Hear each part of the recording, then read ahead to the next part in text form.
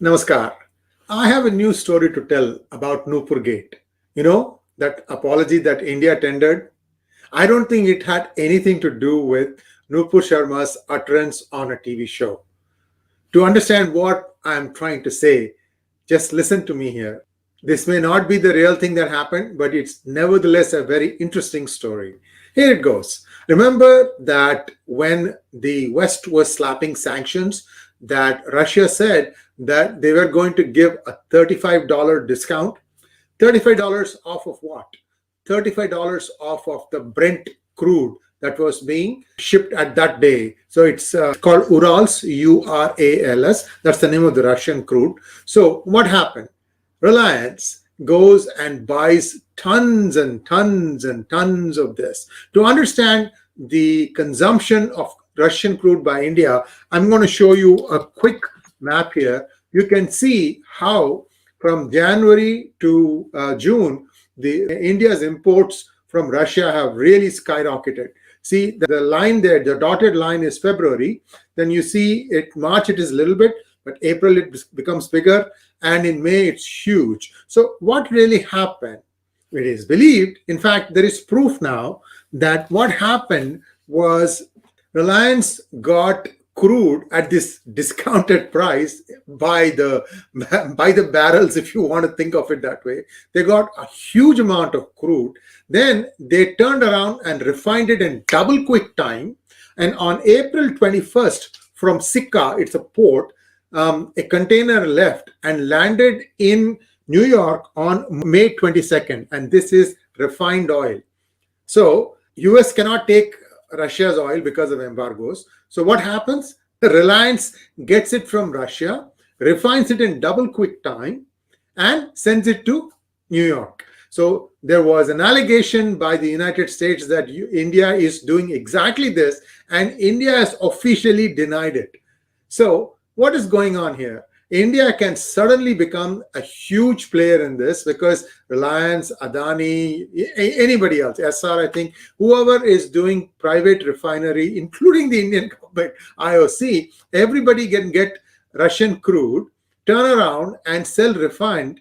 And because of this $35 discount, they can make money hand over fist. Probably the US didn't like it. And this one small thing suddenly triggered everything. The US might have told Qatar that, listen, why don't you go and make some noise? I don't like the fact that India is trying to sneak in refined gas into United States. This is where things go wrong. If Reliance had shipped it to other countries, I don't think this would have mattered much because Europe is still buying crude from Russia. But they had to go and ship it to United States, and that raised United States shackles.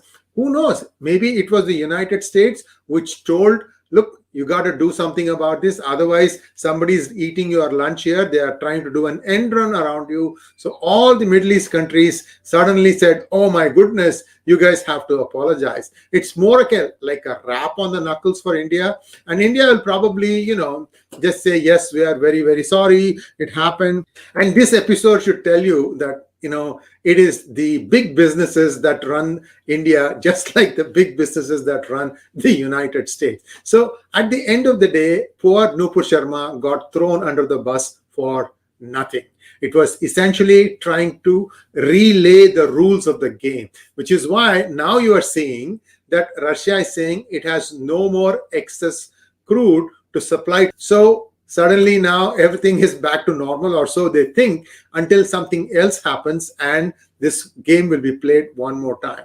I believe this is the real reason. You may agree with me, you may not agree with me, but nevertheless, it makes a good story. I have given you all the references of how I came to this conclusion. You can go and look at the description and you can look at the references, read this for yourself and make your own conclusions. But under all these things, Narendra Modi government had to make some serious apologies and then got thrashed about in their domestic media.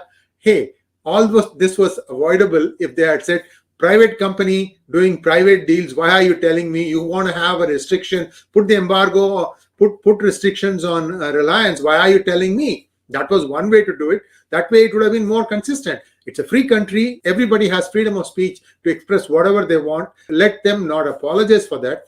And also, if the pressure was applied because of Reliance, they could have said, hey, this is a private company. You got a problem with their sending oil to you?